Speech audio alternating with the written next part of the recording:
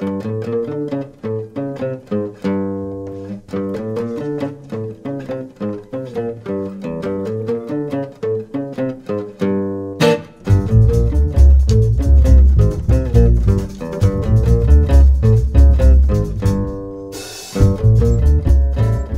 y amigas del Arriero, estamos una vez más acá en las instalaciones de La Mula para conversar sobre una nueva publicación, y esta vez vamos a hablar sobre la margen habitada, arquitectura testimonial, márgenes del río Rímac. Me olvidé, 2013-2016, un libro de Ana Lucía Riveros. Ana Lucía, un gusto conversar contigo.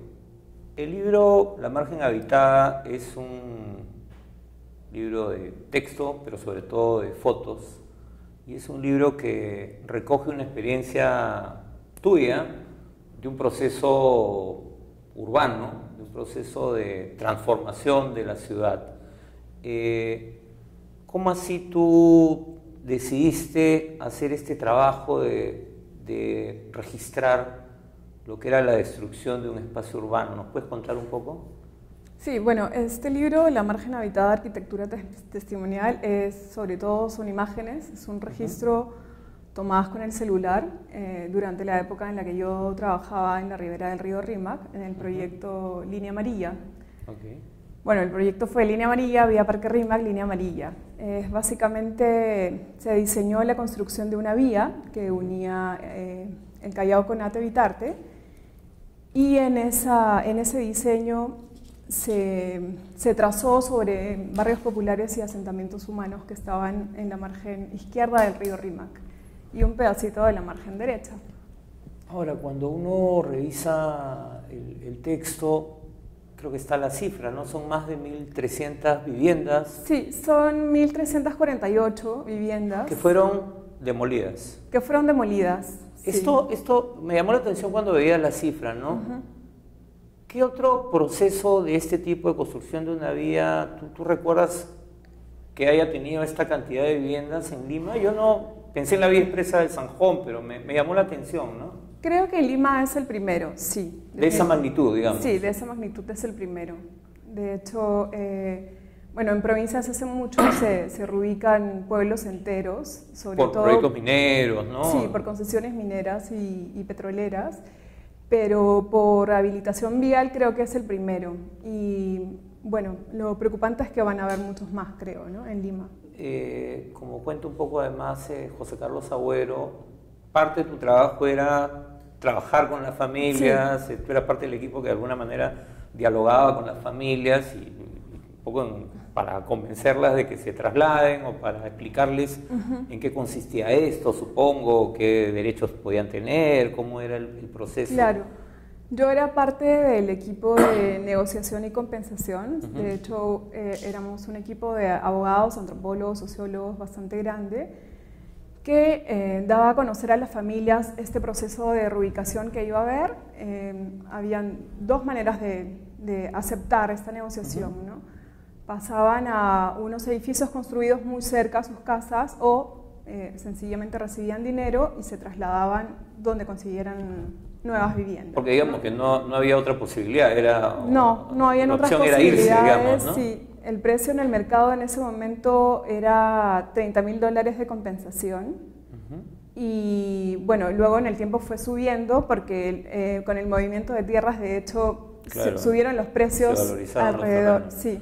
¿Y cómo así a ti se te ocurrió la idea de hacer este registro de lo que de este proceso de demolición, ¿no? Porque básicamente las imágenes que se ven son cómo se demuele lo que se está construyendo y esta suerte de ruinas, como dice José Carlos, ¿no? Y también Luis Alberto Suárez y Teresa Cabrera, que son quienes tienen los textos que acompañan las fotos, ¿no? ¿Cómo así tú dijiste, bueno, esto hay que registrarlo? Bueno, yo comienzo a trabajar en el 2013, básicamente visito los barrios porque tengo que hablar con las familias de todo este proceso, y el 2013 se dan las primeras demoliciones y esto comienza a ser impresionante, ¿no? Visualmente a medida que pasa el tiempo, el paisaje se va modificando de una manera brutal y nadie lo está registrando. Entonces, bueno, yo tengo una nota de campo y tengo el celular y comienzo a tomar fotos, en principio para mí. De hecho, voy compilando una carpeta en la computadora que se llama fotomemoria porque estos cambios y estas demoliciones cada vez son mayores y ves, por ejemplo, el río que no se veía a sencilla vista, con la demolición de las casas comienza a aparecer.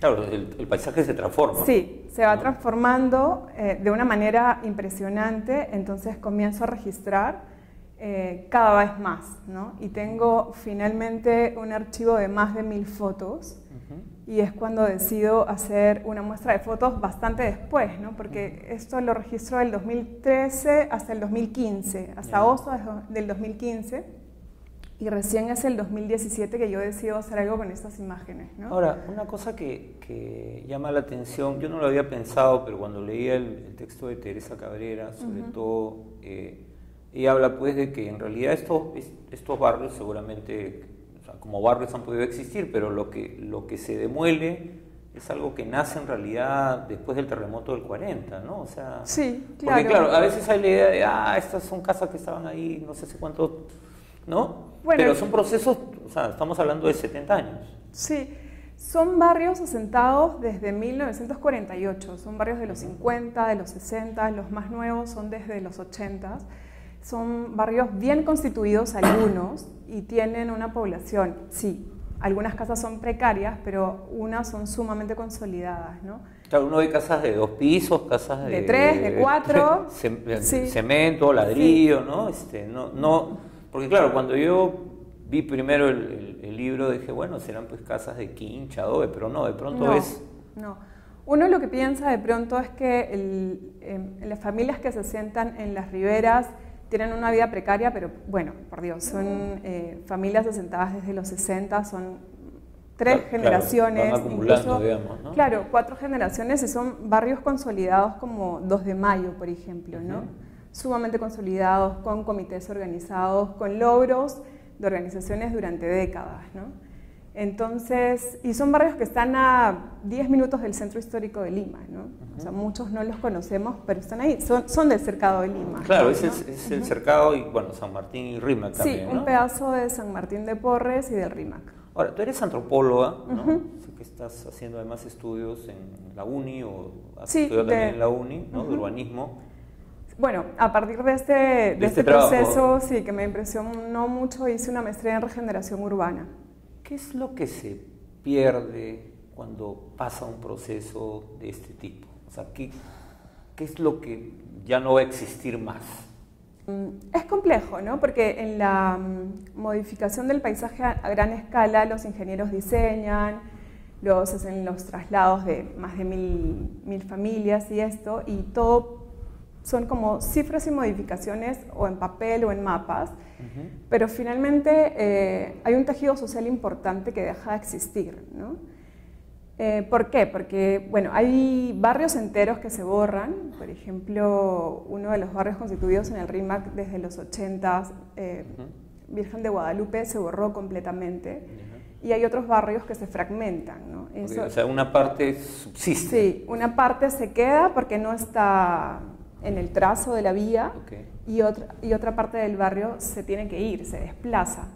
Entonces, esos barrios que existen desde los 50, fragmentados, realmente están cortados en su tejido social, ¿no? Y creo que eso es invaluable, ¿no? Porque finalmente todas las redes que se han tejido a través de décadas no solamente ya no existen, sino que son bastante difíciles de rearmar, ¿no? Ahora, bueno, uno puede encontrarle una lógica de que, bueno, se necesitan estas obras para que haya un sí, flujo, son de necesidad pública. Pero digamos, cuando se piensa en estos proyectos, pensaba, por ejemplo, en el Metropolitano y el Caso de Barranco, ¿no? Donde parten en dos, un distrito que ya estaba socialmente partido, pero como que reafirman esa separación.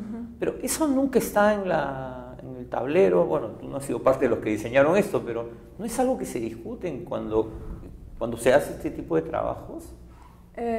Realmente después de este proyecto yo decidí estudiar esta maestría en regeneración urbana pensando en que tenía que haber otras maneras de hacer y de diseñar la ciudad. Lamentablemente no, creo que la parte social es en lo que no se piensa. Las personas que diseñan la ciudad son sobre todo ingenieros y no están pensando en la parte social, no les importa, creo. Porque además lo que importa es, claro, se supone que eso es para la gente de la ciudad, ¿no es cierto? Esa obra es para la gente de la ciudad, pero claro, piensan en todos menos en los que viven en el lugar. Claro, por eso es de necesidad pública, ¿no? Y por eso se puede desplazar a tanta gente, porque además, claro, los que habitan las riberas están habitando lugares que no deben habitar, porque son vulnerables, etcétera, etcétera. Bueno, todo lo que hemos escuchado el año pasado con el niño costero, ¿no? Con la niña, digamos, ¿no? Claro. Pero además, por ejemplo, la vía ya está funcionando y el detalle es que no hay ningún paradero en toda esa parte que se ha desalojado, ¿no? Entonces, finalmente se está construyendo la ciudad, se diseña la ciudad, pero no para la gente, sino para un sector de gente a costa de otro sector de gente, ¿no? O sea, termina siendo muy parecido a lo que pasa con los grandes proyectos mineros, ¿no? Que tú, bueno, desalojas o desplazas, como se dice, ¿no? Y ya, bueno, que la gente resuelva sus problemas. Es lo más parecido que he encontrado porque finalmente el Estado concesiona, en este caso el gobierno local concesiona, y luego desaparece. Entonces es la empresa la que tiene que realmente afrontar los problemas con la población o con los vecinos, ¿no? Desaparece en todo sentido, o sea, la municipalidad que debería estar ahí mirando, claro, cómo va la ciudad, cómo van sus barrios, cómo va el cercado de Lima, desapareció completamente, ¿no? Está solamente para firmar y al final para inaugurar, ¿no? Y bueno, eso no es parte del trabajo, pero ¿y qué pasa con la gente? O sea, esta gente que se va, no sé si tú de repente has seguido un poco esos caminos que la misma gente se ha trasladado a otros barrios, pero eso...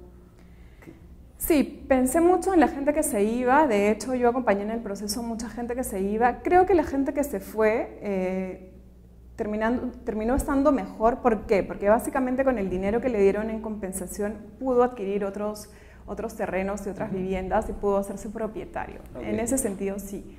Creo que los que se llevan la peor parte son las personas que se quedan, ¿no? Son las familias que se quedan en estos barrios fragmentados. Porque además lo que tú tienes es, antes tenías una comunicación muy fluida entre el cercado de Lima y San Martín de Porres en estas márgenes, porque uno es la margen derecha y el otro la margen izquierda, y luego de que la vía se emplaza, tienes una fragmentación interbarrial, tienes una fragmentación del barrio mismo, entonces los que se quedan al costado de la vía terminan sufriendo la peor parte, ¿no? ¿Y eso cómo se expresa, digamos? O sea, cuando dices que se quedan con la peor parte, ¿es por la desconexión? ¿Es porque se pierden los vínculos? Sí, básicamente por esas dos cosas, ¿no? Bueno, ahora si pagamos un peaje podemos recorrer la línea amarilla y podemos llegar al aeropuerto desde el cercado de Lima en 5 minutos, supongo, pero si vemos a los dos lados vamos a ver barrios fragmentados que sí, antes sí estaban comunicados, ¿no? Y a los que, digamos, y como que la municipalidad se ha desentendido, es un poco lo que me estás diciendo, sí, ¿no? Se ha desentendido y lo que tienes incluso en algunas zonas son muros sumamente altos que a la gente no le permiten ver al frente. ¿Hay otros trabajos como el tuyo de fotográficos que hayan recogido este tipo de situaciones? No lo sé, supongo que en otros países sí. Esto fue de alguna manera incidental. Yo no quería dejar de hacerlo porque de alguna manera el trabajo me permitió estar en ese lugar, que son lugares que estando muy cerca no los vemos habitualmente, ¿no? No era una cuestión de culpa tuya decir estoy contribuyendo a la destrucción de esto y vamos a registrar.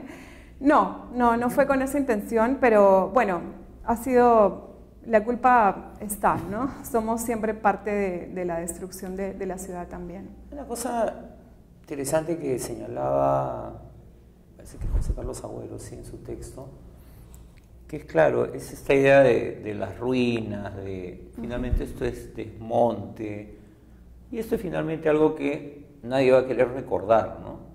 O sea, la gente seguramente va a recordar el barrio como era, y los que vinieron después van a recordar la vía, ¿no? Pero esta es una cosa como transitoria, como algo que que ocurre, pero que tiene que desaparecer y que lo mejor es que no quede huella de ese proceso de destrucción. En ese sentido, lo tuyo es una suerte de poner una bandera ahí, una queja o una llamada de atención de miren lo que se hizo, algo así.